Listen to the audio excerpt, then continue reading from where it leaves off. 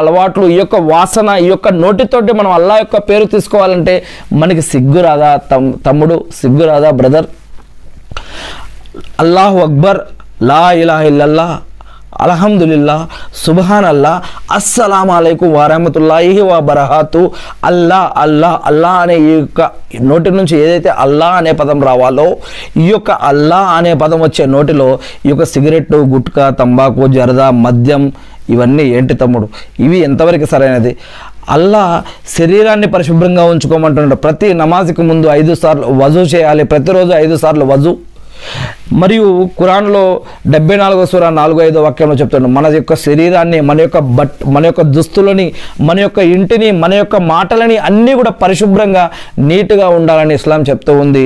మరి అటువంటిది మనం మస్జిద్కి వెళ్తూ ఉన్నాం, నమాజ్కి వెళ్తూ ఉన్నాం, అల్లా యొక్క పేరు ఈ యొక్క నోటి నుంచి తీసుకోవాలంటే మన చెడు అలవాట్లు వదిలేయాలి, చెడు పద్ధతులు వదిలేయాలి. నమాజ్ అంటే ఏంటి? ఖురాన్లో అల్లా సుబ్హానహు వ తఆలా చెప్తున్నారు, నమాజ్ మిమ్మల్ని చెడు విషయాల నుంచి, చెడు పాపాల నుంచి మిమ్మల్ని ఆపుతుంది.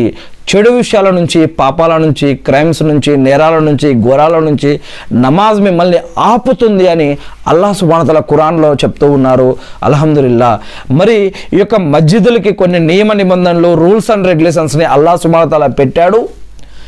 మరియు వాటి యొక్క వస్త్రాలు ఎలా ఉండాలి, మనం ఎలా మాట్లాడాలి, ఎలా ఉండాలి, అక్కడ సౌండ్ ఎలా మాట్లాడాలి, నోటి నుంచి వచ్చే సౌండ్ మస్జిద్లో ఎలా ఉండాలి, మరి అదబ్ అనేది ఎలా ఉండాలి, అఖ్లాక్ అనేది ఎలా ఉండాలి, ఇమాం యొక్క హక్కులు, మోజన్ యొక్క హక్కులు, సదర్ యొక్క హక్కులు, మస్జిద్ యొక్క హక్కులు, మరి ఆరాధన హక్కులు, జీవన పద్ధతుల హక్కులు అనేకం ఉన్నాయి.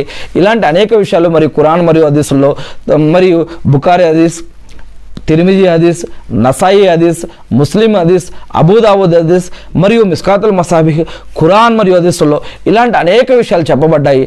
ఏది ఏమైతేనేమి మరి నేను ఒక హదీస్ ఇప్పుడు చెప్పబోతూ ఉన్నాను. అదేమిటంటే ఇబ్నే అబ్బాస్ రజల్లా గారు తెలియజేస్తూ ఉన్నారు, మక్కా విజయం నాడు, మక్కా విజయం ఏ రోజైతే జరిగిందో ఆ రోజు ప్రవక్త ముహమ్మద్ సల్లల్లాహు అలైహి వసల్లం గారు మరి ఆ యొక్క మక్కాలో ఉన్నటువంటి, సౌదీలో మక్కాలో ఉన్నటువంటి కాబా గృహం బైతుల్లా దగ్గర ప్రవేశించినప్పుడు, బైతుల్లాలోకి ప్రవేశించినప్పుడు బైతుల్లా లోపల మూలాలన్నిటిలో కూడా ప్రవక్త ముహమ్మద్ సల్లల్లాహు అలైహి వసల్లం గారు దువా చేశారు.